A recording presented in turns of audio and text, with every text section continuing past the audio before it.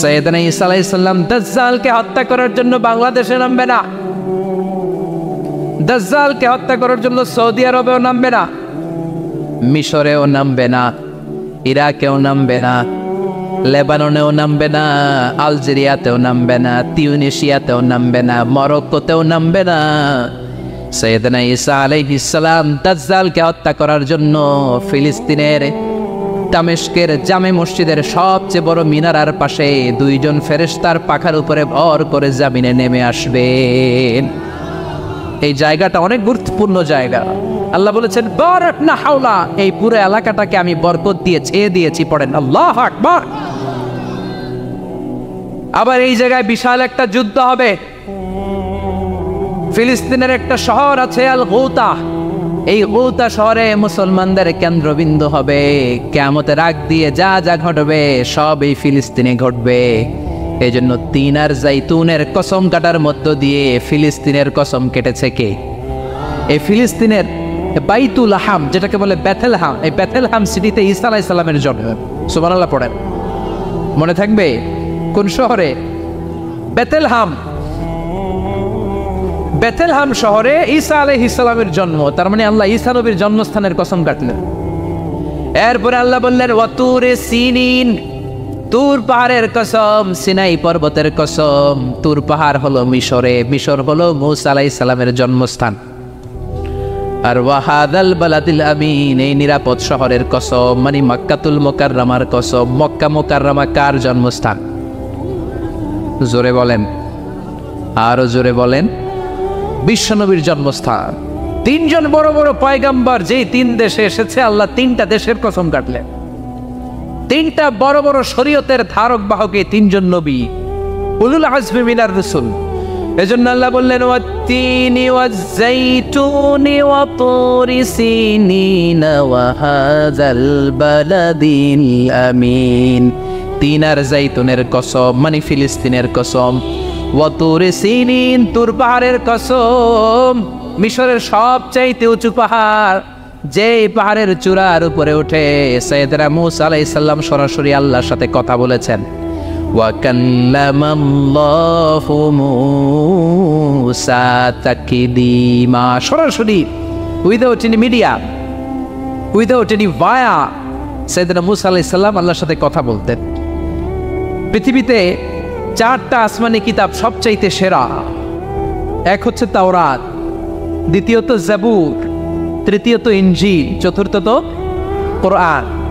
তাওরাত আল্লাহ নাজিল করেছেন সাইয়েদনা মূসা আলাইহিস সালামের উপর, জাবুর নাজিল করেছেন দাউদ আলাইহিস সালামের উপর, ইনজিল নাজিল করেছেন ঈসা আলাইহিস সালামের উপর, আর বিশ্বনবীর উপর নাজিল করেছেন কোরআন। ঠিক কিনা? এই তাওরাতকে রব্বুল আলামিন স্বয়ং নিজ হাতে লিখে কাঠের ফলকের মধ্যে, তক্তার মধ্যে লিখে সাইয়েদনা মূসা আলাইহিস সালামকে দিয়েছে। সুবহানাল্লাহ। এটাকে আরবিতে বলে আলওয়াহ। লাউহের প্লুরাল হচ্ছে আলওয়াহ। কাঠের তক্তার মধ্যে আল্লাহ নিজে তাওরাত লিখেছেন। কিসের মধ্যে লিখছেন? কথা বলেন, শুনতেছেন? মনোযোগ আছে? কাঠের তক্তার মধ্যে তাওরাত লিখলেন। লিখে মূসা আলাইহিস সালামকে বললেন, মূসা ফিহি বুরহান, ফিহি হুদা, ফিহি হিদায়া। এই হচ্ছে তাওরাত কিতাব, আমি নিজ হাতে লিখে দিয়েছি। এর মধ্যে হেদায়েত আছে, এর মধ্যে বরকত আছে, এর মধ্যে বুরহান আছে, দলিল আছে। যাও এই কাঠের তক্তার মধ্যে লেখা তাওরাত কিতাবকে নিয়ে যাও, বনি ইসরাইলের কাছে এই তাওরাত কিতাবের দাওয়াত দাও। সাইয়েদনা মূসা আলাইহিস সালাম ছিলেন অনেক শক্তিশালী নবী। উনি ভাবলেন অল্প কয়েকটা তক্তা, কাউকে ডাকার দরকার নাই, আমার ভাই হারুন রে লাগবে না, আমি যথেষ্ট। আমার ভাই হারুন রে কষ্ট করে পাহাড়ের উপরে টেনে আনার দরকার নাই, 3-4টা তক্তা আমি নিজেই নিতে পারবো, নিজেই নিতে পারবো মনে করে সাইয়েদনা মূসা আলাইহিস সালাম আল্লাহর লেখা তক্তার উপরে যে তাওরাতের ফলক, এই ফলক ধরে টান দিয়েছে উঠানোর জন্য। আল্লাহ যেহেতু কিতাব দিয়েছে নিয়ে যায়, কিন্তু কি আজীব তামাশা, তক্তা ধরে কাঁধে তুলবে তো দূরের কথা, নাড়াতেই পারে না। সুবহানাল্লাহ, আসতে বলেন। নাড়াতেই পারেন। ওনার এত শক্তি, উনি এক থাপ্পড় মেরে ফেরাউনের বাবুর্চিকে ওই জায়গার মধ্যে দুনিয়া থেকে বিদায় করেছিলেন। এক ধাক্কা মারলে 10 জন 10 হাত দূরে যেয়ে পড়তো। উনি রেগে গেলে ওনার মাথার চুলগুলো টুপি আর পাগড়ি ভেদ করে উপরের দিকে এরকম খাড়া হয়ে দাঁড়িয়ে যেত। স্বয়ং মালাকুল মাউতকে থাপ্পড় মেরে চোখ কানা করে দিয়েছিলেন। এর কারণ মালাকুল মাউত মানুষের সুরাতে আসছিল আর অনুমতি নেয় নাই। ঘরের মধ্যে ঢুকার আগে অনুমতির দরকার আছে না নাই? কি সুন্দর ইসলাম, হোয়াট এ প্রাইভেসি ইন ইসলাম। কত সুন্দর প্রাইভেসি ইসলাম আমাদেরকে শিখিয়েছে। আপনি ঘরে ঢুকবেন, অনুমতি নিয়ে ঢুকবেন। কার কথা? এক সাহাবী বললেন, নবী আমার ঘরে 2 ঘর। কয়টা? 2টা মাত্র রুম। এক রুমে থাকি আমি আর এক রুমে থাকে আমার আম্মা জান। যেই আম্মা জানের বুকের দুধ খেয়ে আমি 10 মাস পেটের ভেতরে ছিলাম, 2 বছর বুকের দুধ খেয়ে বড় হলাম। আমার আম্মা জান থাকে এক রুমে, আমি থাকি আর এক রুমে। ও নবী, আমার মায়ের রুমে ঢোকার আগেও কি অনুমতি নেওয়া লাগবে নাকি? বিশ্বনবী বললেন, ও সাহাবা, আতুহিব্বু আন তারাহা উরিয়ানা, do you like to see your father naked? তুমি কি তোমার মাকে নেকেড দেখতে চাও? তুমি কি তোমার মাকে উলঙ্গ দেখতে চাও? সাহাবী বললেন, কাল্লা, কখনোই না। বিশ্বনবী বললেন, ইদান তাস্তাদিন, তোমার মাকে যদি উলঙ্গ দেখতে না চাও তাহলে অবশ্যই অবশ্যই অবশ্যই তোমার মায়ের ঘরে ঢোকার আগে অনুমতি নিয়ে ঢুকবা। সুবহানাল্লাহ। মায়ের ঘরে ঢোকার আগে অনুমতি নিতে হবে। তাহলে ভাইয়ের ঘরে, বোনের ঘরে, ভাবির ঘরে হ্যাঁ ঢুকাই যাবে না। ভাবির ঘরে ঢোকা যাবে? কারো ঘরে ঢোকার আগে অনুমতি নিতে হবে। এটাকে বলে প্রাইভেসি। ইসলামী প্রাইভেসি কি গুরুত্ব দেয়? কারণ আপনি হয়তো এমন একটা সময় চলে যাবেন ঘরের ভেতরে আপনার আম্মা ওই সময় হয়তো হালকা পোশাক পরে, সিম্পল কোনো কাপড় পরে শুয়ে আছে, ঠিক কিনা? ওই পোশাকে সে আপনার সামনে আসতে চায় না। আপনি যখন নক করবেন, আপনি যখন সালাম দিবেন, পারমিশন চাইবেন, সে হয়তো ওনাকে ঢেকে চাদর পরে সুন্দর করে জামাটা পরে তারপরে আপনার সামনে আসবে। চিল্লায় বলেন ঠিক কিনা? এজন্য অনুমতি নিয়ে ঢোকা ফরজ। কারো ঘরে যখন যাবেন আগে সালাম দিবেন, 3 বার সালাম দিবেন। 3 বার সালাম দেওয়ার পরে যদি উত্তর না পাওয়া যায় চলে যাবেন। কার কথা? মানতে রাজি আছেন তো? এগুলো মানি না, এই জন্যই ঘরে অশান্তি, ফ্যামিলিতে অশান্তি, চোখের হেফাজত নাই, নজরের হেফাজত নাই। এই নজরের লাগাম যদি টেনে ধরতে পারেন, ফ্যামিলির 50% সমস্যা এমনিই চলে যাবে। চিল্লা এখন ঠিক কিনা? সাইয়েদনা মুসা আলাইহিস সালামের কাছে মালাকুল মাউত, মৃত্যুর ফেরেশতা, মানুষের সুরাতে এসেছিল, অনুমতি নেয় নাই, হুট করে ঘরে ঢুকছে। ঢুইকা কয়, আনা মালাকুল মাউত, আমি মৃত্যুর ফেরেশতা, জিইতু আন আকবাদা রূহাক, আপনার রূহ কবজ করতে আসছি। মুসা আলাইহিস সালাম দেখতেছে একদম সলিমুদ্দিন। মুসা নবী দেখে কি? আর সলিমুদ্দিন কয় কি? আমি মালাকুল মাউত। ভেজাল আছে না নাই? সাইয়েদনা মুসা আলাইহিস সালাম দেখে দিব্যি সাধারণ মানুষ, আর সে বলে আমি তোমার রূহ কবজ করতে এসেছি। মুসা আলাইহিস সালাম রেগে গেলেন। অনেক মেজাজ ওলা নবী ছিলেন। রাগের চোটে এক থাপ্পড় দিলেন। থাপ্পড় খেয়ে মালাকুল মাউতের এক চোখ নাই। বুখারীর বর্ণনা, ফাসাক্কাহু ফাফাকু আইনা, থাপ্পড় মারলেন, চোখ শেষ। মালাকুল মাউত বাঁচার জন্য দিলেন দৌড়। এক দৌড়ে আল্লাহর আদেশে আল্লাহর আরশে চলে গেলেন। যে বলে, মাবুদ এমন নবীর কাছে পাঠিয়েছেন, আরসালতানি ইলা আবদিন লা ইউরিদুল মাউত, এমন বান্দার কাছে পাঠিয়েছে ওই বান্দা মরতে চায় না, খালি মারতে চায়।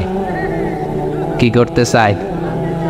মরতে চায় না, মারতে চায়। দেখেন কি করছে আল্লাহ। বললেন, ও মালাকুল মাউত, ভুল করছো, সালাম দাও নাই, অনুমতি নাও নাই, মানুষের সুরাতে গেছো, আর নবীও সাধারণ নবী না, মেজাজওয়ালা নবী, ঠিক কিনা?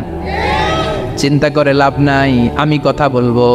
সাইয়েদনা মুসাকে আল্লাহ ডেকে বললেন, ও মুসা, তুমি নাকি মরতে চাও না, খালি মারতে চাও। সাইয়েদনা মুসা বলেন, না মাবুদ, আমি তো চিনি নাই, এটা যে মালাকুল মাউত আমি তো চিনি নাই, চিনলে তো তার গায়ে আমি হাত তোলার সাহস করতাম না। আল্লাহ বললেন, ও মুসা, যাও, দাইয়াদাকা আলা মাতনি সাউর, ওই যে একটা গাভী দেখা যায়, ষাঁড় দেখা যায়, ওই গরুর পিঠের উপরে তোমার ডান হাতটা রেখে দাও। সাইয়েদনা মুসা আলাইহিস সালাম গরুর পিঠের উপরে ডান হাত রাখলেন। আল্লাহ বললেন, মুসা, তোমার ডান হাতের নিচে গরুর যতগুলো পশম, প্রত্যেকটা পশমের বিনিময়ে তোমার 1 বছর করে হায়াত আমি বাড়িয়ে দিলাম। মরতে যখন চাও না, মারতে যখন চাও, আরো কয়েক বছর মারো, হায়াত আমি বাড়িয়ে দিলাম। মুসা আলাইহিস সালাম বললেন, আল্লাহ সুম্মা মাযা, এই হাতের নিচে গরুর যত পশম তত আমার হায়াত বেড়ে যাবে। ধরলাম হাতের নিচে 2000 পশম, 2000 বছর হায়াত বাড়িয়ে দিলেন, কিন্তু সুম্মা মাদা 2000 বছর পরে কি হবে আগে ওইটা কোন? ওই জামালাটা ভাঙের আগে আল্লাহ বললেন মূসা সুম্মাল মাউত, তারপরে তো তোমাকে মরতেই হবে, এই পৃথিবীতে আসলেই মরতে হয়। কুল্লু নাফসিন যায়িকাতুল মাউত, এই পৃথিবীতে যারা একবার আসবে তাদেরকেই মরতে হবে, ঠিক কি না? সাইয়েদনা মূসা আলাইহিস সালাম বললেন ফাল আনা, তাহলে আর দেরির দরকার নাই, এখনই আমাকে নিতে বলেন। সুবহানাল্লাহ। মালাকুল মাউত এসে মূসা আলাইহিস সালামের রূহ কবজ করে ফেললেন। এই মূসা আলাইহিস সালামের সাথে সরাসরি আল্লাহর কথা হতো এই তুর পাহাড়ের উপর, আর এই তুর পাহাড়ের নামে কসম কেটেছে কে? ওয়া তুরি সিনিন। আল্লাহ বললেন তিন আর জাইতুনের কসম, মানে ফিলিস্তিনের কসম। ওয়া তুরি সিনিন, তুর পাহাড়ের কসম, যেই তুর পাহাড়ের উপরে আমি তাওরাত কিতাব নাজিল করেছি। তাওরাত কিতাবটাকে কাঠের ফলকের মধ্যে লিখে বললেন মূসা নিয়ে যাও। মূসা আলাইহিস সালাম নিতে পারে না, মনে আছে? মনে আছে আপনাদের না ভুলে গেছেন?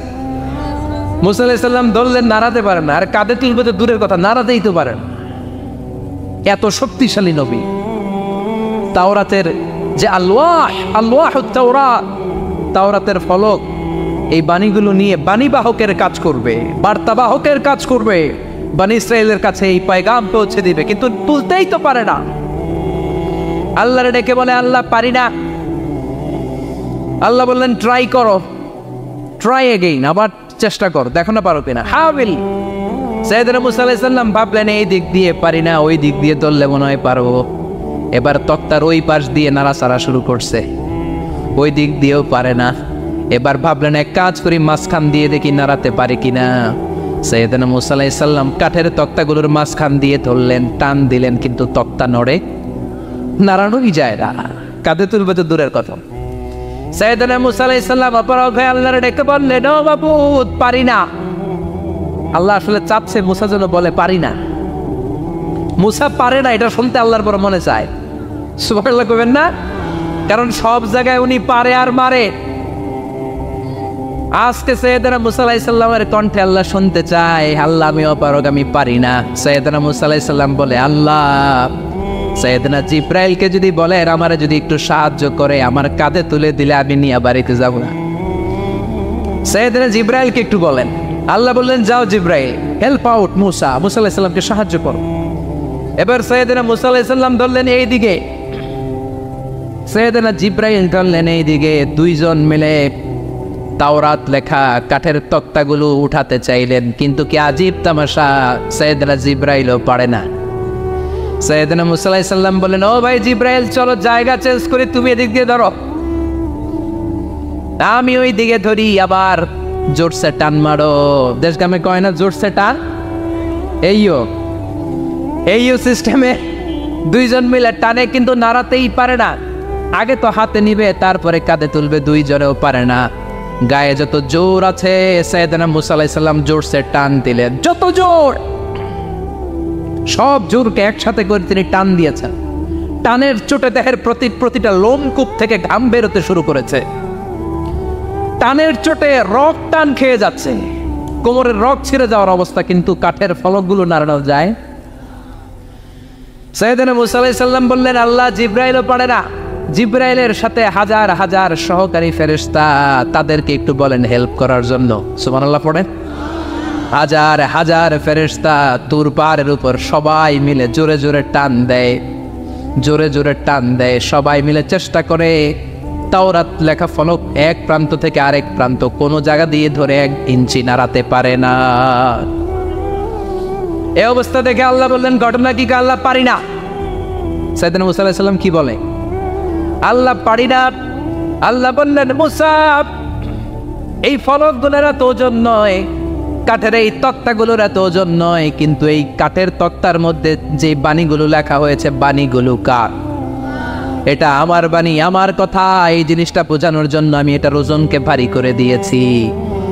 এবার জিব্রাইলের সহকারী ফেরেশতা লাগবে না, জিব্রাইলের সহযোগিতা লাগবে না, তোমার গায়ে আমি যেই জোর দিয়েছি টান দিয়ে দেখো সবগুলারে কাঁধে তুলে নিতে পারবা। সাইয়েদনা মুসা আলাইহিস সালাম এবার বিসমিল্লাহ বলে সব কিনি তাওরাত লেখা কাঠের তক্তাগুলো কাঁধে নিয়ে এক দৌড়ে বাড়ি। আল্লাহু আকবার। যেই পাহাড়ের উপর এই তক্তা টানাটানির ঘটনা ঘটেছে পাহাড়টার নাম, এজন্য আল্লাহ বললেন ওয়াত্তিনি ওয়াজ-যাইতুনি ওয়া তুরি সিনিনা ওয়া হাদাল বালাদিল আমিন। তিন আর জাইতুনের কসম, তুর পাহাড়ের কসম। আবার তুর পাহাড়ের মধ্যে নূরের তাজাল্লি দিয়েছে কে? فلما تجلى ربه جعله دكا وخر موسى صعقا। সাইয়েদনা মুসা আলাইহিস সালাম বললেন আল্লাহ তোমাকে দেখতে চাই। আল্লাহ বললেন দেখতে পারবে না, পাহাড়ের দিকে তাকাও, পাহাড়ের মধ্যে নূরের তাজাল্লি দেব, যদি পাহাড় টিকে যায় তাহলে দেখতে পাবা। আল্লাহ যখন তুর পাহাড়ের উপর তাজাল্লি মেরেছেন, পাহাড় ভেঙে খান খান হয়ে যায়, সাইয়েদনা মুসা আলাইহিস সালাম বেহুশ হয়ে যায়। এই বেহুশ হওয়ার ঘটনা আর পাহাড় জ্বলে ছাই হওয়ার ঘটনা যেখানে ঘটেছে, ওই পাহাড়টার নাম জোরে বলেন। ওই তুর পাহাড়ের কসম কেটেছে কে? ওয়াতুরি 2285 মিটার উঁচু, অনেক উঁচু পাহাড়। আবার ইয়াজুজ মাজুজ যখন পৃথিবীতে আক্রমণ করবে, ইন্না ইয়াজুজ ওয়া মাজুজ মুফসিদুনা ফিল আরদ, তামাম জাহানে ইয়াজুজ মাজুজ যখন আক্রমণ করবে, তামাম পৃথিবীটাকে যখন লন্ডভন্ড করে দিবে, সাইয়েদনা ঈসা আলাইহিস সালাম মুমিন বান্দাদেরকে নিয়ে যেই পাহাড়ের উপর আশ্রয় নিবেন সেটা হলো এই তুর পাহাড়। সুবহানাল্লাহ। ঈসা আলাইহিস সালাম মুমিনদেরকে নিয়ে এক পাহাড়ে চলে যাবেন এই ইয়াজুজ মাজুজের অত্যাচার থেকে বাঁচার জন্য। এদেরকে ইংরেজিতে বলে Gog Magog. If you search in Google by writing Gog and Magog, আপনি পেয়ে যাবেন ইয়াজুজ মাজুজের কাহিনী। হাত্তা ইযা ফুতিহাত ইয়াজুজ ওয়া মাজুজ ওয়া হুম মিন কুল্লি হাদাবিন ইয়ানসিলুন, লক্ষ লক্ষ ইয়াজুজ মাজুজের বাহিনী আসবে। এই ইয়াজুজ মাজুজের বাহিনীর অত্যাচার, অবিচার, অনাচার, জুলুম থেকে, মারামারি থেকে বাঁচার জন্য মুসলমানরা ঈসা আলাইহিস সালামের নেতৃত্বে যেই পাহাড়ের উপর আশ্রয় নিবেন, ওই পাহাড়ের নাম হলো তুর পাহাড়। ওই পাহাড়ের নাম কি?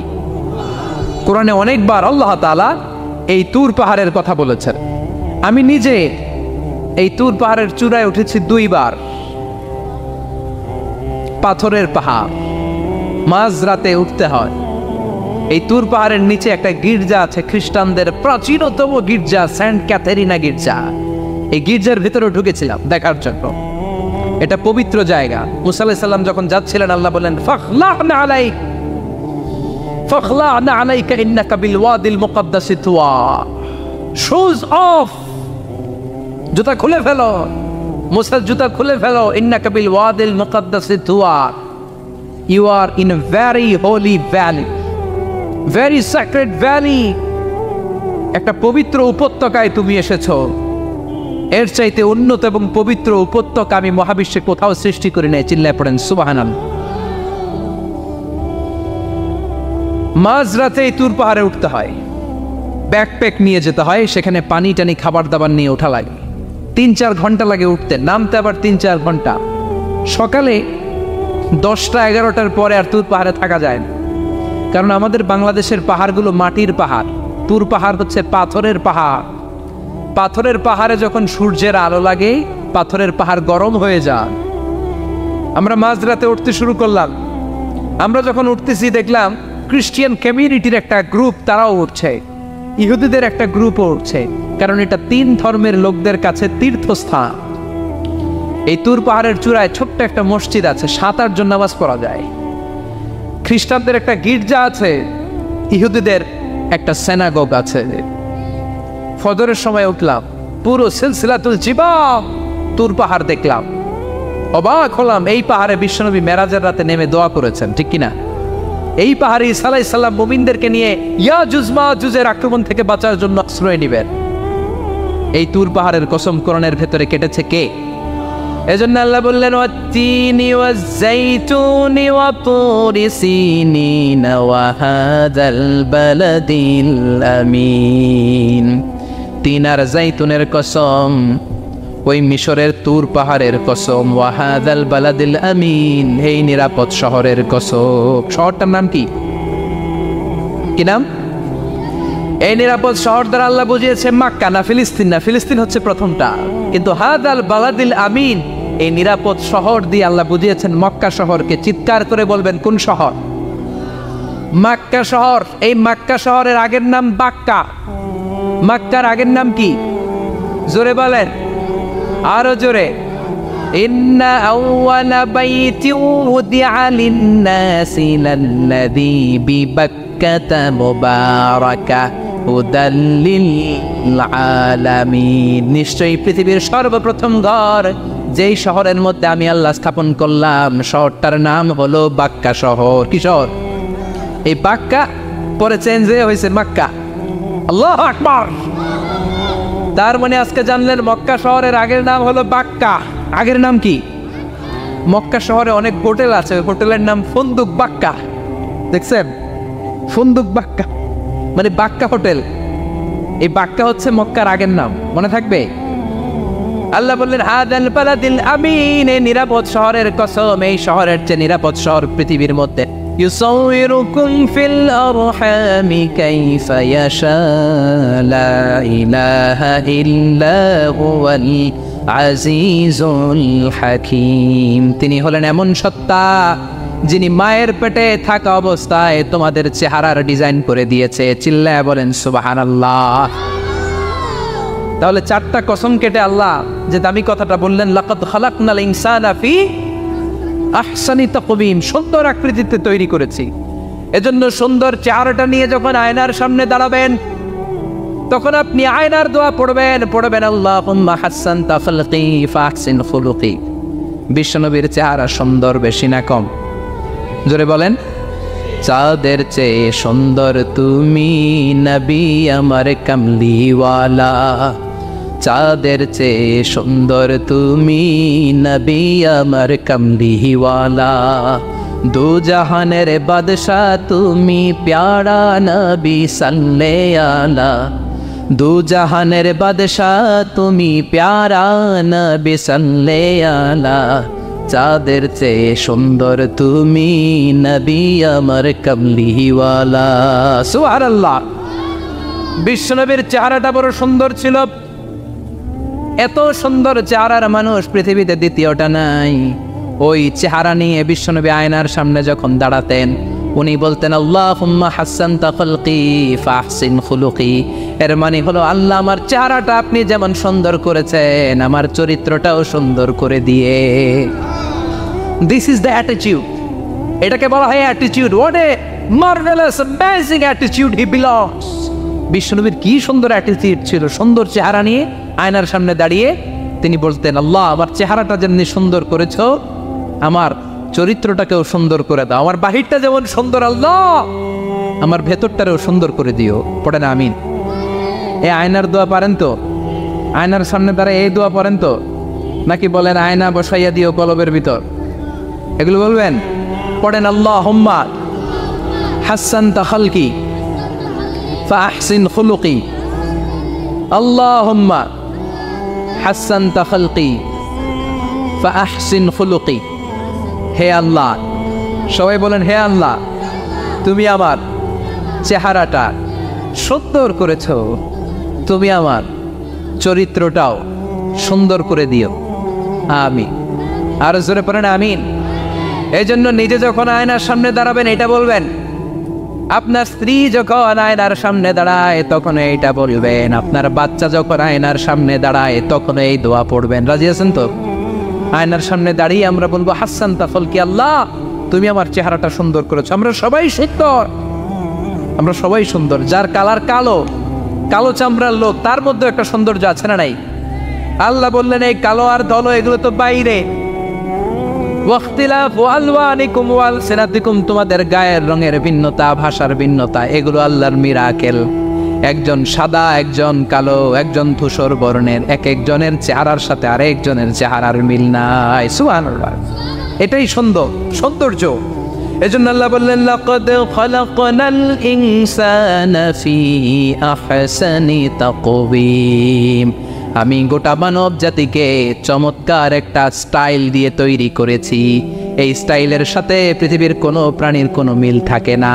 সুবহানাল্লাহ।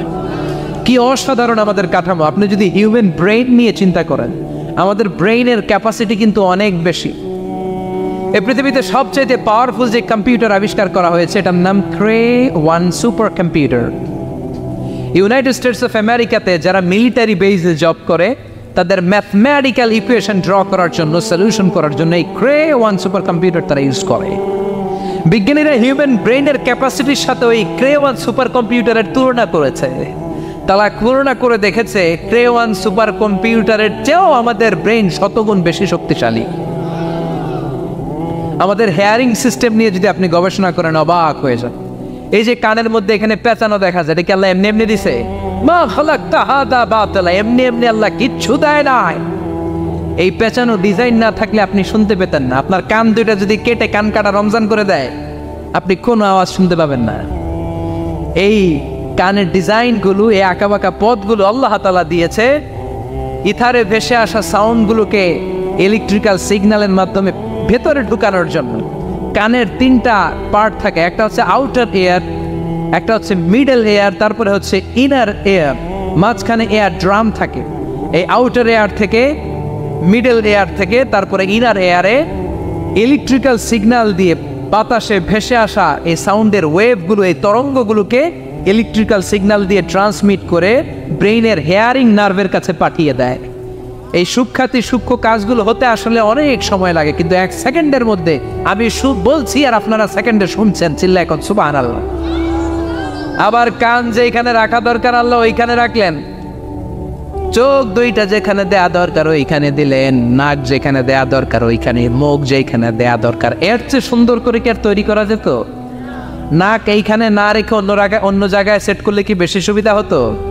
নাক যদি পেছনে থাকতো, খাওয়ার সময় খাবারটা বাসি না ভালো এটা ঘ্রাণ নেওয়ার জন্য সব সময় খাবার পেছনে নিয়ে ধরা লাগতো, ঠিক কিনা? তার মানে নাক এই জায়গায় রাখাতে সুবিধা হয়েছে না? সুবহানাল্লাহ কইবেন না? কি সুন্দর মুখটা দিলেন, হ্যাঁ, কি সুন্দর চোখ দিলেন। এই কান দিয়ে আমরা শুনি, দেখেন কানের সেটিংটা কত সুন্দর। ধরেন ফর এন এক্সাম্পল, উদাহরণস্বরূপ এই কানটা আল্লাহ এইখানে না রেখে এই কান যদি আপনার এই বাম বগলের ভিতরে দিত, আর এই কান যদি আপনার এই বগলের নিচে দিত, তাহলে আজকে মিজানুর রহমান আজহারের ওয়াজ শোনার জন্য সবার এইভাবে বসে থাকা লাগতো 1.5 ঘন্টা। কারণ এইভাবে এখন যেভাবে আছেন এইভাবে বসে থাকলে তো কান চাপা পড়ে যেত, কথা একটাও শোনা যেত না। সুবহানাল্লাহ কইবেন না? চোখের সেটিংটা কত সুন্দর। চোখ এইখানে না রেখে যদি মাত্র 2 ইঞ্চি উপরে এইখানে দিত, সেজদা দিতে পারতেন। শীতকালে যে ফুটবল খেলেন, হেড দিতে পারতেন। হেড দিতে গেলে বল চোখের মধ্যে লাগা, চোখ শেষ। সুবহানাল্লাহ পড়েন। কি অসাধারণ অবকাঠামো! এই হিউম্যান অ্যানাটমি নিয়ে গবেষণা করলে মানুষ অবাক হয়ে যায়। দেহের ভেতরে কি সমস্ত যন্ত্রপাতি দিলেন, কিডনি দিলেন, গল ব্লাডার দিলেন, হার্ট দিলেন, লাং দিলেন। যেখানে যে অঙ্গটা রেখে দেওয়া দরকার ঠিক সেইভাবে মায়ের পেটে থাকতেই আমাদের ডিজাইন দিয়েছে কে? এতগুলো ডিজাইনের মালিক কে? 600 কোটি মানুষ যদি পৃথিবীতে থেকে থাকে তাহলে 600 কোটি ডিজাইন লাগছে না ওনার? আরো কয়শো কোটি আসবে আমরা জানি। কয়শো কোটি ডিজাইন চলে গেছে জানি। একটা ডিজাইনের সাথে আরেকটা ডিজাইনের মিল আছে? চিৎকার করে বলেন এই কারিগরটা কে? এজন্য আল্লাহ বলেন 4টা জিনিসের কসম কেটে তোমাদেরকে আমি যেটা বলবো শোনো। লাকাদ খালাকনাল ইনসানা ফি আহসানি তাকওয়িম। আমি মানুষের আকৃতিটা, মানুষের চেহারাটা বড্ড সুন্দর করে তৈরি করেছি। এত সুন্দর করে আল্লাহ তৈরি করেছেন, এর কোনো বাতিল নাই, কোনো বিকল্প নাই। চোখ যেমন হওয়া দরকার ঠিক তেমন। এই চোখ নিয়ে কত গবেষণা হয়েছে শুনলে অবাক হয়ে যাবেন। মাত্র 2 মিলিমিটার ডাইমেনশনের ছোট্ট আমাদের চোখ। এই চোখ দিয়ে আমরা অনেক কিছু দেখি। কাছের জিনিস যেমনি দেখি, দূরের জিনিসও দেখি। দূরের চাঁদ দেখি, দূরের সূর্য দেখি, দূরের মেঘমালা দেখি, ওই বিমানটাকে দেখি, আবার কাছে ছোট্ট মানুষটাকেও দেখি, ঠিক কিনা? এটার ভেতরে আল্লাহ অনেক পাওয়ারফুল মেগাপিক্সেল দিয়েছেন। এই পৃথিবীতে সবচাইতে পাওয়ারফুল যে ক্যামেরাগুলো আবিষ্কার হয়েছে মুভি শুট করার জন্য, সেখানে যেই মেগাপিক্সেল আল্লাহ দিয়েছেন চোখের ভেতরে এর কয়েক গুণ বেশি দিয়েছেন। চিল্লায় বলেন আল্লাহু আকবার। এই চোখ দিয়ে মেডিকেল সায়েন্স বলছে human eyes can identify more than 10 million colours. 1 মিলিয়নে 10 লক্ষ, 10 মিলিয়নে কত? 1 কোটি। তার মানে এই চোখ দিয়ে আমরা আমাদের এক একটা চোখ দিয়ে 1 কোটি ধরনের রং শনাক্ত করতে পারি। এক লাল রঙের মধ্যে কত লাল, লাইট রেড, ডিপ রেড, কত ধরনের মিক্স করে কত কালার হয়, সব কিছু চোখ দিয়ে আমরা ধরতে পারি। চিল্লায় বলেন আল্লাহু আকবার। জিহ্বা দিয়ে স্বাদ নেওয়ার সুযোগ দিলেন। এই জিহ্বার পার স্কয়ার সেন্টিমিটারে টেস্ট বাড রয়েছে 184টা। সেই হিসাবে আপনার জিহ্বার উপরিভাগ দিয়ে আপনি 10,000-এরও বেশি ধরনের খাদ্যের স্বাদ আস্বাদন করতে পারেন। চিৎকার করে পড়েন আল্লাহু আকবার। এক একটা অঙ্গ নিয়ে যদি আপনি গবেষণা করেন, কত কাজ করার সুযোগ আল্লাহ তাআলা দিয়ে দিলেন। 206টা নাকি হাড্ডির পিস রেখেছে আল্লাহ এক একটা দেহের ভিতরে। 206টা না, 206টা হাড় আছে। আমাদের প্রত্যেকের দেহের ভিতরে কয় পিস হাড্ডি? কথা কয় না, 206টা। সবচেয়ে ছোট হাড়টা আছে কানের ভেতরে। সুবহানাল্লাহ পড়েন। সবচেয়ে ছোট হাড়। এক একটা অঙ্গ কত সুন্দর এরকম বেন্ড করা যায়, হাত পা নাড়ানো যায়, এইখানে একটা টুইস্ট করা যায়, এইখানে টুইস্ট করা যায়, আবার কবজি টুইস্ট করা যায়, আবার এইখানে এক একটা আঙ্গুলে কতগুলো টুইস্ট করা যায়। সুবহানাল্লাহ কইবেন না? কত কাজ এ হাতের। এই হাত দিয়ে ঘুষি মারা যায়, হ্যাঁ, হাত দিয়ে আটার খামির বানানো যায়, হাত দিয়ে ভারী জিনিস উত্তোলন করা যায়। আবার এই হাত দিয়ে দেখেন ক্রিকেটাররা কি সুন্দর বল করে, এটা দিয়ে স্পিন বল করে, লেগ স্পিন করে, অফ স্পিন করে, পেস বল করে। এক হাতের মধ্যে কত কারসাজি। সুবহানাল্লাহ করে না? আবার বা হাতে স্পিন করে না, বল এদিকে পড়ে ওইদিকে চলে যায়, আছে না নাই? আবার এই আঙ্গুল দিয়ে কত কাজ। বাজার থেকে বাজার করে যখন বাজারের ব্যাগ যখন নিয়ে আসেন, হাতে ধরেন নাকি আঙ্গুলে ধরেন, কত কাজ। এই আঙ্গুল দিয়ে মোবাইল টিপে আমরা মোবাইল ইউজ করি, আঙ্গুল দিয়ে ল্যাপটপে আমরা টাইপ করি। ডাক্তাররা এই আঙ্গুল দিয়ে সুই ইউজ করে সূক্ষ্ম সূক্ষ্ম সার্জারির কাজগুলো করে। অবাক হয়ে যাবেন এই আঙ্গুলের কত কাজ। এই আঙ্গুল দিয়ে আবার এখন ক্রিকেটেও এরকম 2 আঙ্গুল তুললে ছক্কা, আছে না নাই? আবার 1 আঙ্গুল তুললে আউট, আবার এটা তুললে ভিক্টরি, বিজয় চিহ্ন। দেখবেন যত নেতা খেতা করে পুলিশে ধরে এটা দেখায়, আছে না নাই? এইভাবে কত ধরনের নমুনা আমরা ইউজ করি, কতভাবে হাতগুলোকে ইউজ করি, কতভাবে পা গুলোকে ইউজ করি। দেহের এই সৌন্দর্য আমাদের দান করেছে কে? লাকাদ খালাকনাল ইনসানা ফি আহসানি তাকওয়িম। আমি মানুষকে সব চাইতে সুন্দর আকৃতিতে তৈরি করেছি। সুবহানাল্লাহ পড়েন, চিল্লায় পড়েন আল্লাহু আকবার। আল্লাহ বললেন মানুষ সব চাইতে সেরা, মানুষ হলেন সব চাইতে সেরা। মানুষ যখন সেরা হয়, মানুষের চাইতে সেরা কেউ হয় না। আবার মানুষ যদি নিকৃষ্ট হয়ে যায়, মানুষের চাইতে নিকৃষ্ট কেউ হতে পারে না, ঠিক কিনা? আল্লাহ বললেন মানুষের আকৃতি আমি বড্ড চমৎকার করে বানালাম। সবচেয়ে সুন্দর আকৃতি মানুষের। সবচেয়ে সুন্দর আকৃতি কার? জোরে বলেন। সবচেয়ে বেশি মর্যাদা কার? আশরাফুল মাখলুকাত কে? আশরাফুল মাখলুকাত কে? চিল্লায়া বলেন। নাকি হাতি? রয়্যাল বেঙ্গল টাইগার শক্তিশালী না? এটা এটা তো মানুষ খেয়ে ফেলায়, তো এটাই না আশরাফুল মাখলুকাত হওয়া দরকার? হাতি সবচেয়ে শক্তিশালী না? তো এইটাই না আশরাফুল মাখলুকাত হওয়া দরকার? এগুলো কোনটাই আশরাফুল মাখলুকাত না। আশরাফুল মাখলুকাত হচ্ছে মানুষ। আশরাফুল মাখলুকাত কি? চিল্লায় বলেন আশরাফুল মাখলুকাত কে? এজন্য আল্লাহ বললেন লাকাদ খালাকনাল ইনসানা ফি আহসানি তাকওয়িম। আমি মানুষকে চমৎকার আকৃতি দিয়ে তৈরি করেছি। সুম্মা রাদাদনাহু আসফালা সাফিলিন। আবার মানুষকে আমি একেবারে নিম্নগামী করেছি। উপরে যেমনি নিয়েছি, আবার মানুষকে নিম্নগামীও করেছি। তার মানে মানুষ যদি সম্মানিত হয়, মানুষের চেয়ে বেশি সম্মানিত কেউ হতে পারে? মানুষ যদি সম্মানিত হয়, মানুষের চেয়ে সম্মানিত হওয়ার সুযোগ কারো আছে? দলিল কি? দলিল হচ্ছে বিশ্বনবী যখন মেরাজে যাচ্ছিলেন, একটা সার্টেন লেভেল, যে একটা নির্দিষ্ট জায়গায় যে সাইয়েদনা জিব্রাইল বললেন ইয়া রাসূলুল্লাহ আমি আর উপরে যেতে পারবো না, আমার খেলা এই জায়গায় শেষ, নবী আপনার খেলা এখন শুরু। সুবহানাল্লাহ। ও নবী, এই জায়গার নাম সিদরাতুল মুনতাহা, এটা সীমান্ত বৃক্ষ, এটা হচ্ছে বর্ডার এরিয়া। কি এরিয়া? এটা হলো বর্ডার এরিয়া, এখানে আমার খেলা শেষ। আজীবন আমি এই জায়গায় এসে কান পেতে আল্লাহর অর্ডার শুনেছি, আর ওই অর্ডার তামিল করার জন্য দুনিয়াতে নেমেছি।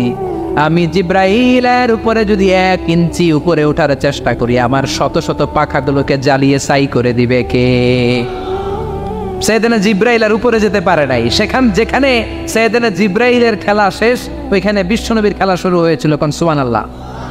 তার মানে মানুষ যখন উপরে ওঠে, এত উপরে উঠে যায়, ফেরেশতাদেরকেও হার মানিয়ে ফেরেশতাদের উপরে চলে যায়। আবার মানুষ যখন নিচে নামতে শুরু করে, শয়তানকেও হার মানিয়ে নিচে চলে যায়, ঠিক কিনা? তার মানে হাইয়ার হলে সব দিক দিয়ে হাইয়ার। হাইয়েস্ট তো অল ক্রাইটেরিয়াতে সে হাইয়েস্ট, লোয়েস্ট তো অল ক্রাইটেরিয়াতে সে লোয়েস্ট। মানুষ ভালো হলে এর চেয়ে ভালো আর হয় না, মানুষ খারাপ হলে তার চাইতে খারাপ আর হয় না।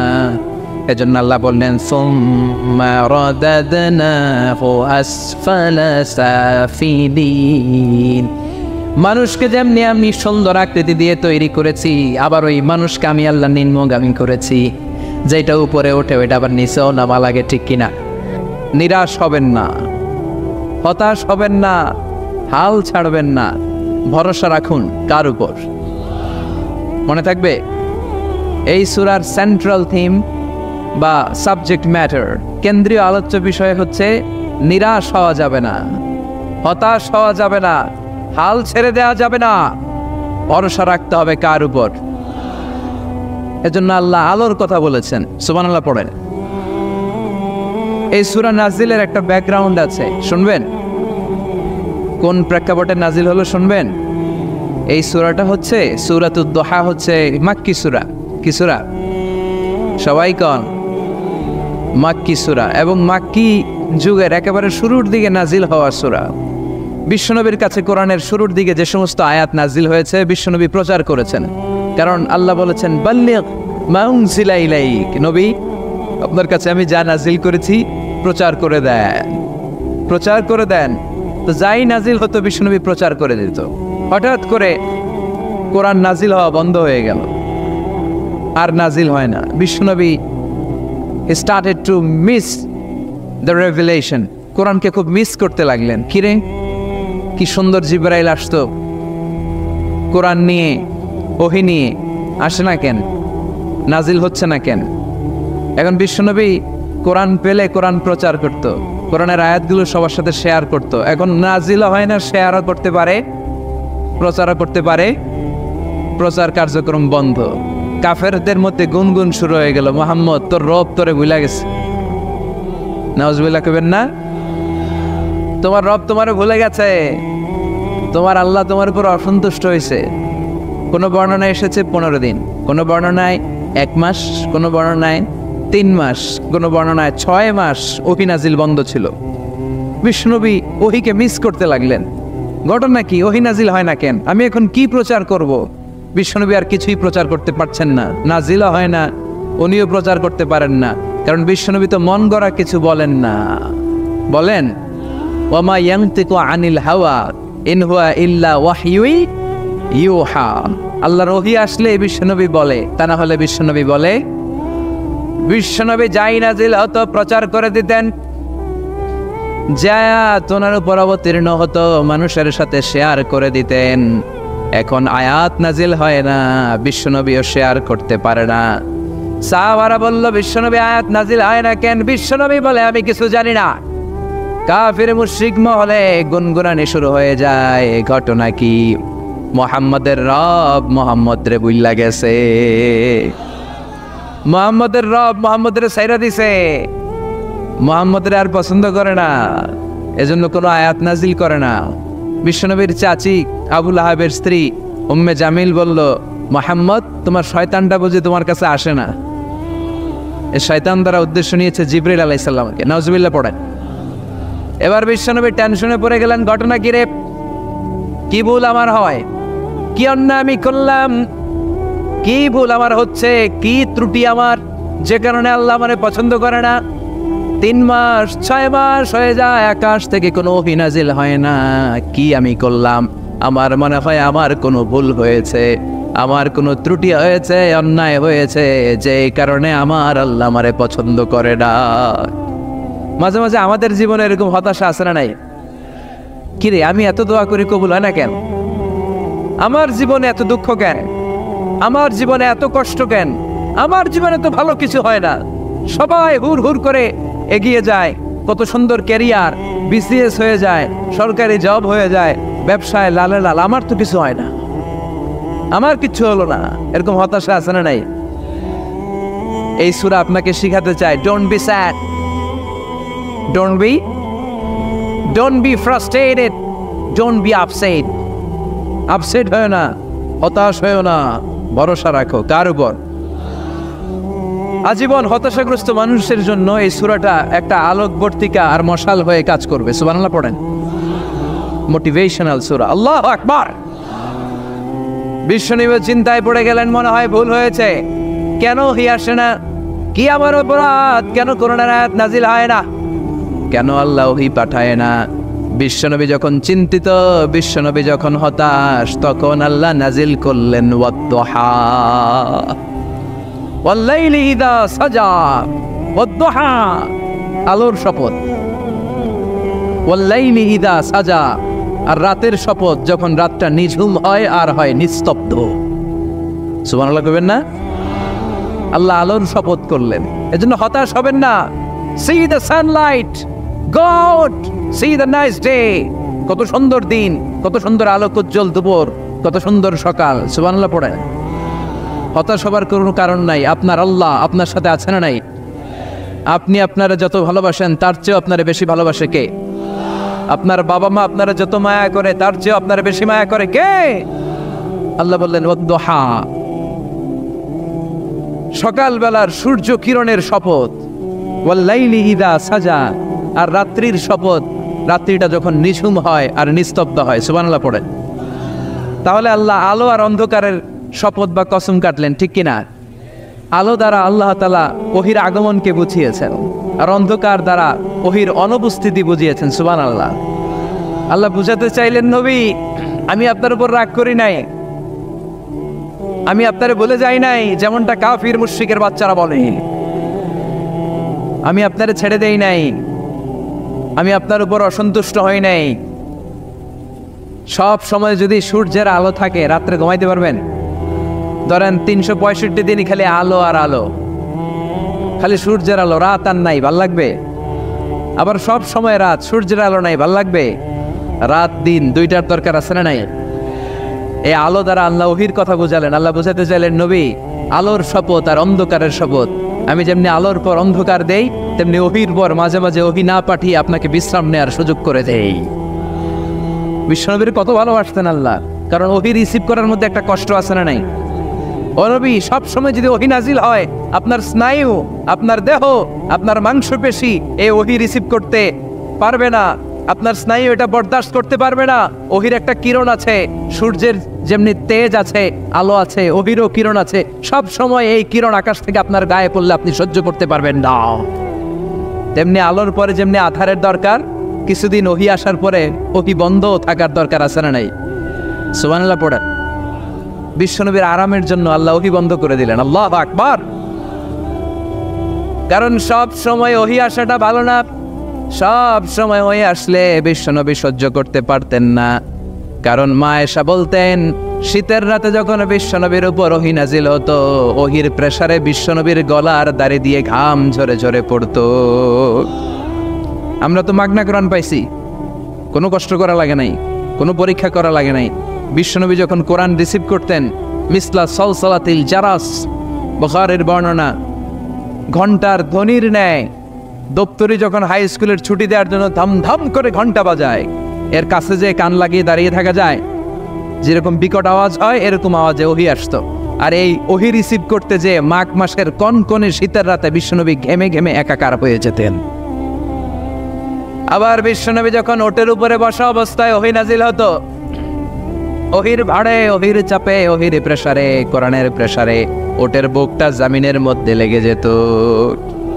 আবার ঘোড়ার উপরে বসে থাকা অবস্থায় যখন কোরআনের আয়াত ওহী নাজিল হতো, ঘোড়ার পা গুলো মরুভূমির বালুর ভেতরে দেবে যেত। বিশ্বনবীর এক সাহাবা যায়েদ রাদিয়াল্লাহু তাআলা আনহুর পায়ের মধ্যে মাথা রেখে বিশ্বনবী একবার ঘুমাচ্ছিলেন। 1 ঘন্টা 2 ঘন্টা ঘুমিয়ে রইলেন, যায়েদ মাথায় ব্যথা পায় না। হঠাৎ বিশ্বনবী ঘুম থেকে জাগলেন। জাগার পর ওইখানে কি হয়েছে? এত গ্যাদারিং এর ভেতরে সমস্যা তো হবেই, গরম লাগবে, ধাক্কা ধাক্কি, আমারে দেখা যাবে না, এই ভাই আপনি সরান, এই ক্যামেরা নামাও, এগুলো বলা যাবে? এগুলো বললে আজকে আমি ওয়াজ করতে পারবো? যে যেইখানে যে অবস্থায় আছেন আল্লাহর ওয়াস্তে বসেন। আমি আর অল্প কয়েক মিনিট কথা বল। আমি জানি অনেকে আমাকে দেখতে পাচ্ছেন না, মাইকের অবস্থাও ভালো না, যতটুকু শোনা যায় পিন ড্রপ সাইলেন্ট লাগবে, পিন পতন নীরবতা। নীরব না হলে তো ওয়াজ করা যাবে? আর কোনো আওয়াজ শুনবো আমি? তাহলে থামেন। ওহি রিসিভ করতে বিশ্বনবীর কত কষ্ট হতো খেয়াল করে শুনেন। আবার ডানে বায়ে তাকায়। শাওয়ারের ভাইয়েরা এদিকে তাকান, আমার দিকে, হয়েছে? বাস আমার দিকে তাকান। ওহি রিসিভ করতে বিশ্বনবীর কত কষ্ট হতো। যায়েদ রাদিয়াল্লাহু তাআলা আনহুর পায়ের মধ্যে মাথা রেখে বিশ্বনবী শুয়ে আছেন। 1 ঘন্টা 2 ঘন্টা শুইলেন, উনি ব্যথা পায় না। হঠাৎ বিশ্বনবী ঘুম থেকে জাগলেন। জাগার সাথে সাথে আকাশ থেকে কোরআনের আয়াত নাজিল হতে লাগলো। আর যায়েদ বলে 2 ঘন্টায় আমার কিছু হয় না, কিন্তু যখনই আমার রানের মধ্যে মাথা রেখে বিশ্বনবী শুয়ে আছেন আর কোরআনের আয়াত নাজিল হতে লাগলো, আমার মনে হচ্ছে আমার রানটা ফেটে টুকরা টুকরা হয়ে যাবে, আমার হাড্ডি ফেটে খান খান হয়ে যাবে। ওহির বার, তার মানে একটা কাঠিন্যতা আছে না নাই? এজন্য আল্লাহ বিশ্বনবীরা ডেকে বললেন, নবী আমি রাগ হই নাই, আমি আপনারে ভুলে যাই নাই। বারবার সূর্যের আলো থাকলে, সব সময় সূর্যের কিরণ থাকলে যেমনি আরাম লাগে না, বারবার ওহি রিসিভ করতে যেই কষ্টটা আপনার হয়, আমি আরশের উপর থেকে দেখে আমার সহ্য হয় না। এজন্য আপনাকে বিশ্রামের ব্যবস্থা করে দিলাম, এই জন্য কিছুদিন ইচ্ছা করে আমি ওহি বন্ধ করে দিলাম। والضحى والليل إذا سجى ما ودعك ربك وما قلى। সকালবেলার সূর্য কিরণের শপথ, রাতের নিস্তব্ধতার নিঝুম রাত্রির শপথ। মা ওয়াদ্দাকা রব্বুকা ওয়া মা ক্বালা, আপনার রব আপনারে ভুলে যায় নাই, আপনার উপর অসন্তুষ্ট হয় নাই। সুবহানাল্লাহ পড়েন। তাহলে কাফেররা যা বলেছে এটা ওদের মুখের উপরে, জোরে কোন ঠিক কিনা? উম্মে জালিল বিশ্বনবীকে যে গালি দিয়েছে, ওর গালি ওর মুখের উপরে, জোরে বলেন ঠিক কিনা? আমার নবীরে যারা কবি বলে গালি দেয়, ওই গালি ওদের মুখের উপরে, ঠিক কিনা? আমার নবীরে যারা পাগল বলে গালি দেয়, ওদের গালি ওদের মুখের উপরে, ঠিক কিনা? আমার নবীরে যারা লেস কাটা নির্বংশ বলে, ওদের 14 গোষ্ঠী নির্বংশ, জোরে বলো ঠিক কিনা? আমার নবীর সম্মানের বিরুদ্ধে যদি কথা বলে, তাদের বিরুদ্ধে আমাদের হুঙ্কার আর লড়াই আছে না নাই? বিশ্বনবীরে গালি দিলে কলিজা আগুন লাগে? কার কার লাগে? হাত তুলে আল্লাহর দেখা।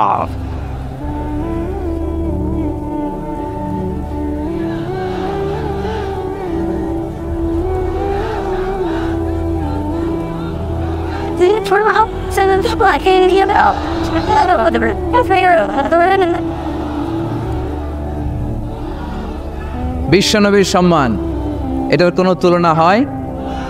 বিশ্বনবীর লাইফ নিয়ে কথা বলা অসাধারণ এক লাইফ, ওনার বায়োগ্রাফি, এটা অসম্ভব, এটা তলাবিহীন সাগরের মতো। বিশ্বনবীকে যদি কথা বলতে শুরু করে, এটা অনেকটা তলাবিহীন সাগরের মতো। এটা সাগর কিন্তু কি নাই? কথা কয় না, কি নাই? বিয়ন্ডলেস, বাউন্ডলেস, বটমলেস, ঠিক কিনা? As a father, as a husband, as a teacher, as a lawgiver, as a lawmaker, as a reformer of the society, as a messenger, as a commander, Muhammad is a superman of the world. গোটা বিশ্বের জন্য তিনি Superman হয়ে এসেছে। এজন্য আমার নবীরা যারা গালি দেয়, এগুলো পিতৃ পরিচয়হীন জারদ সন্তান। বিশ্বনবীর সম্মান নিয়ে উল্টাপাল্টা করলে এটা সহ্য করা হবে না, জোরে কোন ঠিক কিনা? তুমি আমারে গালি দাও, আমি মেনে নিব। আমার বাপের গালি দাও, মেনে নিব। আমার দলের গালি দিবি, মেনে নিব। কিন্তু আমার নবীর গালি দিলে খবর আছে না নাই? আমার নবীর দিকে, আমার নবীর সম্মানের দিকে বা হাত তুললে ওই বা হাত কেমন করে ভেঙে দিতে হয় সেটাও আমাদের জানা আছে, জোরে কোন ঠিক কিনা? বিশ্বনবীর সম্মান ইটস অ্যান আনপ্যারালাল ইস্যু।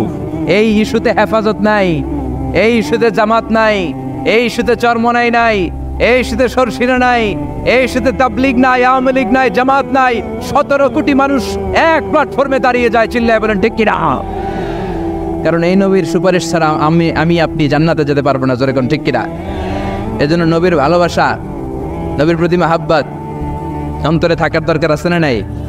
আল্লাহকে যে পাইতে চায় হযরতকে ভালোবেসে, আরশ কুরসি লৌহ কালাম না চাইতে পেয়েছে সে। হযরতকে ভালোবেসে আরশ কুরসি লৌহ কালাম না চাইতে পেয়েছে সে। ঠিক কিনা? বিশ্বনবীর ভালোবাসলে গোটা বিশ্ব তার পায়ের সামনে এসে চুমু খাবে। আমরা ওই নবীর ভালোবাসা চাই, আমরা ওই নবীর শাফাত চাই, আমরা ওই নবীর নেতৃত্বে জান্নাতে ঢুকতে চাই। এজন্য আল্লাহ বললেন, নবী মা ওয়াদ্দাআকা রাব্বুকা ওয়া মা ক্বালা, ভয় নাই, চিন্তা নাই, হতাশ হবেন না, নিরাশ হবেন না, আমার উপর ভরসা রাখেন। আপনার আল্লাহ আপনারে ভুলে যায় নাই, আপনার আল্লাহ আপনার উপর অসন্তুষ্ট হয় নাই। ও নবী, আপনি জেনে রাখেন, লাল আখিরাতু খায়রুল লাকা মিনাল উলা। দুনিয়ার বুকে অনেকে আপনারে গালি দিবে, দুনিয়ার বুকে আপনার অনেক বিপদ আসবে, দুনিয়াটা আসল নয়, আসল হলো আখিরাত। ওয়ালাল আখিরাতু খায়রুল লাকা মিনাল উলা, ও নবী আখিরাত এই দুনিয়ার চেয়ে আপনার জন্য শ্রেষ্ঠ। আরেক আয়াতে বললেন শ্রেষ্ঠ এবং স্থায়ী।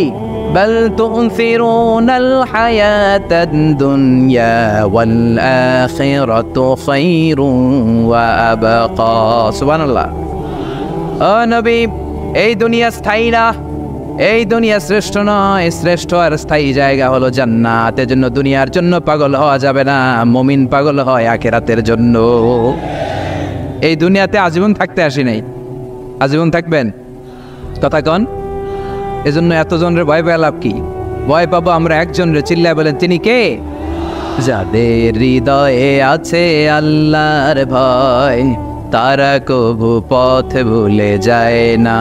আল্লাহর প্রেম ছাড়া এই দুনিয়ায় কারো কাছে কোনো কিছু চায় না। রাতের আধারে যারা সেজদাতে রয়, দু চোখের স্রোতে নদী যেন বয়। ছলনার হাতছানি যতই আসুক, পেছনে ফিরেও সে তাকায় না। যাদের হৃদয়ে আছে আল্লাহর ভয়, তারা কবু পথ ভুলে যায় না। আল্লাহর প্রেম ছাড়া এই দুনিয়ায় কারো কাছে কোনো কিছু চায় না, কারো কাছে কোনো কিছু চায় না। ঠিক কি না? মুমিনের ভয় একজনের প্রতি, চিল্লায় বলেন তিনি কে? আল্লাহ বললেন, ওয়ালাল আখিরাতু খায়রুল লাকা মিনাল উলা। ও নবী, দুনিয়াতে এত ভয় পেয়ে কোনো লাভ নাই। বিড়ালের মতো হাজার বছর না বেঁচে সিংহের মতো একটা গর্জন দিয়ে মরার দাম অনেক বেশি। ওয়ালাল আখিরাতু খায়রুল লাকা মিনাল উলা। এই দুনিয়ার জীবনের চেয়ে নবী আখিরাতের দাম অনেক বেশি। এই দুনিয়ায় আমরা আজীবন থাকতে আসি, চলে যেতে হবে। এরপরে বিশ্বনবীকে আল্লাহ সান্ত্বনা দিচ্ছেন, নবী আপনি হতাশ হবেন না, নিরাশ হবেন না, ভরসা রাখেন। ওয়ালা সাউফা ইউতিকা রাব্বুকা ফাতারদা। আপনার প্রভু অচিরে আপনাকে এমন এমন জিনিস দান করবে, এই জিনিসগুলো পেয়ে আপনি খুশি হয়ে যাবে। কি সুন্দর ওয়াদা। ও নবী, আপনি হতাশ হবেন না, আপনি টেনশন নিয়েন না, আমি তো আছি। সুবহানাল্লাহ পড়েন। কে বলে? জোরে বলেন, কে বলে? বিশ্বনবীরে বললেন, ওয়ালা সাউফা ইউতিকা রাব্বুকা ফাতারদা। আপনার রব অচিরে এমন কিছু আপনারে দিবে, আপনি খুশি হয়ে যাবেন। And verily indeed your Lord will give you something that will make you happy. সুবহানাল্লাহ বলেন। অচিরেই আপনার রব আপনারে এমন এমন কিছু দিবে, এগুলো পেয়ে আপনি খুশি হয়ে যাবেন। নবীরে খুশি করাই আল্লাহর কাজ। এজন্য বিশ্বনবীর উপাধি দিয়েছেন আল্লাহ হাবিব। বিশ্বনবীকে আল্লাহ কি ডেকেছেন? আর ইব্রাহিম আলাইহিস সালামকে ডেকেছেন খালিল মানেও বন্ধু, হাবিব মানেও বন্ধু। খালিল মানে এমন বন্ধু যে বন্ধু আল্লাহরে খুশি করার জন্য কাজ করে, আর হাবিব মানে এমন বন্ধু যেই বন্ধুরে খুশি রাখার জন্য আল্লাহ নিজেই কাজ করে। এজন্য আল্লাহ বললেন, নবী ওয়ালা সাউফা ইউতিকা রাব্বুকা ফাতারদা। আপনার রব চিরে এমন এমন জিনিস আপনারে দান করবে, এগুলো পেয়ে আপনি খুশি হয়ে যাবেন।